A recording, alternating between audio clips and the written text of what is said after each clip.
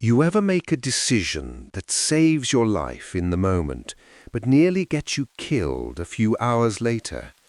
That's what happened to me last winter in a place called Devil's Backbend, Montana. I only wanted warmth and shelter, but what I found in their basement still follows me into my sleep. I was working a winter survey assignment deep in Devil's Backbend. The valley's name should have been my first hint. Locals say the storms there don't drift in. They appear like someone flicked a switch in the sky. My shift was almost over, but the weather changed faster than I could pack up. 1 minute the sky was quiet.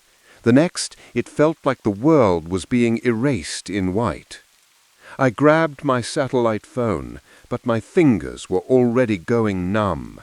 Holding the device felt like clutching ice with skin that didn't belong to me. I started walking toward the ranger station.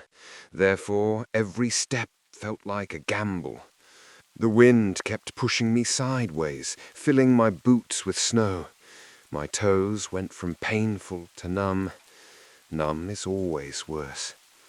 I tried to keep the phone steady long enough to call for help, but the cold had locked my hands into stiff claws. The storm swallowed everything. I couldn't see the trail. I couldn't see my own footprints. I honestly thought, all right, this might be it. But through the wall of white, a shape appeared. A house, small and old, leaning like it had survived storms worse than this. I forced myself toward it. It felt like my body was moving on instinct, like survival was the only thought it had left. When I reached the porch, I knocked with whatever strength I had left. The door swung open almost immediately. An old woman stood there, bundled in an apron and thick sweater, looking at me the way a grandmother looks at someone she's already forgiven for something. "Oh, sweetheart, get inside before the cold takes you." Her voice felt too warm compared to the storm. I stepped in, and heat slapped my skin so hard I almost cried from the pain of thawing fingers. The living room looked like a museum of forgotten objects.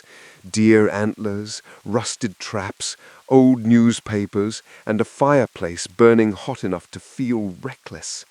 She called for her husband. He walked in slow, shoulders wide, eyes scanning me like he was sizing up how much I weighed under the jacket. They helped me thaw my hands near the fire, but when the gloves came off, my fingertips had turned pale white. "You nearly lost these," the woman said. "Sit, sit." I sat by the fire, trying not to stare at the objects scattered around. Saws, ropes, what looked like cage parts. I told myself it was bold hunting gear. People out here live rough, nothing strange about it. The smell of cooked meat drifted from the kitchen. Therefore my stomach woke up like it had plans of its own. "Eat with us," the man said. "Storm's not letting anyone leave." The steak they served was tender, too tender. Sweet, soft, easy to chew in a way beef usually isn't. "What seasoning is this?" I asked. The woman smiled slowly. "Just salt and pepper." The two of them shared a look, quiet, private, unsettling, like the joke belonged to them. After dinner, the warmth lulled me. Finally, I could think, which is exactly when the house started feeling wrong. The hall lights barely worked. Old photos were crooked on the walls. Something dark stained the boards leading to a back room. I thought it was rust at first, but rust doesn't splatter that way. The old man spoke with that same firm tone. "You'll stay the night. Couch is warm. Storm isn't stopping till morning." It didn't feel like a suggestion. It felt like a rule. I lay on the couch by the fireplace.